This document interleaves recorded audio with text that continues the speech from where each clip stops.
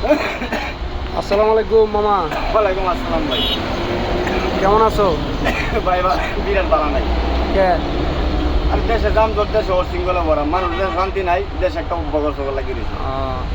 তো এই অশান্তির মধ্যে তুমি তো তোমার হাতে দেখি বাঁশি, তুমি মনে বাঁশি বাজাইতে ভাই পারো? লাডিও ভাই দুয়োটাই বাঁশি বাজাইতে পারো? বাঁশি বাজাইতে রিয়া লাড়িতে ভাই তো হয়।